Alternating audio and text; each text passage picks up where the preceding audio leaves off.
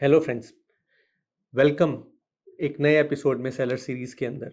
आज हम डिस्कस करेंगे बहुत इम्पॉर्टेंट एक टॉपिक। जब भी हम लिस्ट करते हैं, ऐसी कौन सी चीज़ें हो सकती हैं जो कॉस्ट इफ़ेक्टिव हो और जो मेरी प्रॉपर्टी की अपील को कई गुना कर दें। आज मैं वो सब डिस्कस करूँगा। It will be special.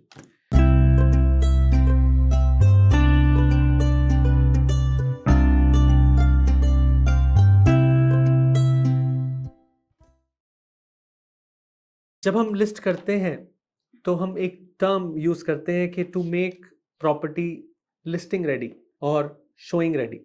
अब प्रॉपर्टी को शोइंग रेडी करने के लिए कुछ कुछ ऐसी चीज़ें हैं जो एज अ सेलर हम बड़े आराम से कर सकते हैं, जो कॉस्ट इफेक्टिव हैं और जो हमारी प्रॉपर्टी में जिसे बोलते हैं कि चार चांद लगा दें। तो सबसे पहली चीज़, सबसे इंपॉर्टेंट चीज़ होती है पेंटिंग।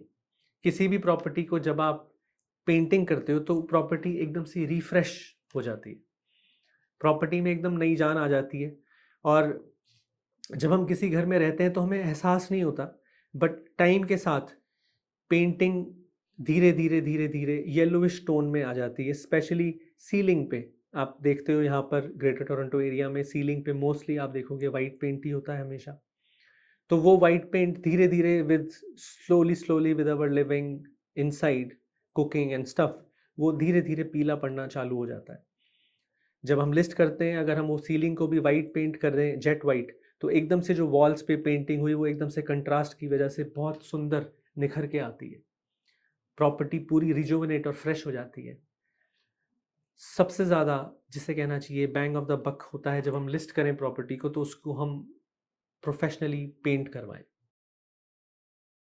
और दूसरे नंबर पे जो चीज़ आती है, अगर आपको बजट के अंदर प्रॉपर्टी में अट्रैक्शन लेके आना है, तो वो है pot lights. Specially main level पे, मेन लेवल पे अगर आप पॉट लाइट्स, अगर मान लीजिए एक 1500 स्क्वायर फुट का सेमी है, तो उसके अंदर आप समझो कि 25 से 30 पॉट लाइट मेन लेवल पे आएंगी। या फिर एक 3000 स्क्वायर फुट का डिटैच प्रॉपर्टी है, तो उसके अंदर 40 से 45 पॉट लाइट मेन लेवल पे आएंगी। बट उससे एकदम से प्रॉपर्टी के अंदर एक अट्रैक्शन क्रिएट हो जाएगा, स्पेशली जब आप शोइंग से पहले वो प्रॉपर्टी सारी की सारी ऑन करेंगे, तो उससे एकदम से ब्राइट। अगर आपने पिछला हमारा वीडियो देखा हो तो उसमें मैंने बात की थी कि ब्राइट लाइट, नेचुरल लाइट की कितनी इंपॉर्टेंस है। ठीक उसी तरह ये आर्टिफिशियल लाइट है पॉट लाइट्स की, but since it's so bright, it helps to create that magic in the property. एकदम से प्रॉपर्टी की स्पेशियसनेस और लिवेबिलिटी में अलग ही वो दिखने लगती है और एक कॉस्ट इफेक्टिव तरीके से हमारी प्रॉपर्टी में एक नई जान आ जाती है। तीसरी चीज़ है डीप क्लीनिंग। आपको प्रोफेशनल्स को यूज़ करके एब्सोल्युटली हर नुक एंड कॉर्नर प्रॉपर्टी का डीप क्लीन कराना चाहिए। रहते रहते हमें समझ और पता नहीं चलता कि प्रॉपर्टी में कई ऐसी चीज़ें हैं जो हम नहीं पहुंच पाते क्लीन करने के लिए। विंडोज़ के कॉर्नर्स, कहीं पे मिल्ड्यू जमा हुआ है, मोल्ड जमी हुई है, वो सब कुछ क्लीन होना चाहिए। सारे के सारे areas, utility room, closets, under the stairs area, हर एक जगह पे वैक्यूम होना चाहिए। कोई वेब्स, कॉब वेब्स नहीं होने चाहिए पूरे घर में। हर चीज़ एकदम स्पिक एंड स्पैन होनी चाहिए। आप प्रोफेशनल्स हायर करके डीप क्लीनिंग करा सकते हैं, बट उससे आपको एकदम से प्रॉपर्टी में फ्रेश फीलिंग आनी चालू हो जाएगी और वो बहुत इंपॉर्टेंट है जब आप लिस्ट करते हो। चौथी चीज़ है, प्रॉपर्टी हमेशा फ्रेश स्मेल करनी चाहिए। उसके लिए आप डिओड्राइजर्स, जैसे मैंने पिछले वीडियो में भी बताया कि आप डिओड्राइजर्स पिक कर सकते हो नो फ्रिल से, फ्रेशको से, वॉलमार्ट से, कॉस्टको से।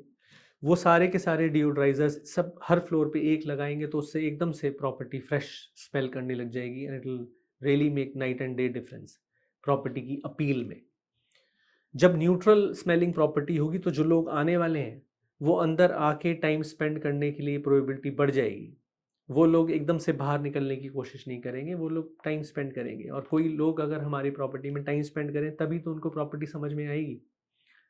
अगर हमने अपनी प्रॉपर्टी में ऐसा एनवायरनमेंट क्रिएट नहीं किया कि वो लोग टाइम स्पेंड करें, तो फिर उनको प्रॉपर्टी कैसे समझ में आएगी। तो ये इसलिए लिस्टिंग के लिए ये बहुत इंपॉर्टेंट होता है स्टेप, कि वो फ्रेश स्मेलिंग हो प्रॉपर्टी पूरी की पूरी। एक चीज़ होती है कि फर्स्ट इंप्रेशन, जब कोई ड्राइव करके हमारे ड्राइववे पे आए प्रॉपर्टी पे, तो जो फ्रंट यार्ड है उसकी मेंटेनेंस प्रॉपर होनी चाहिए।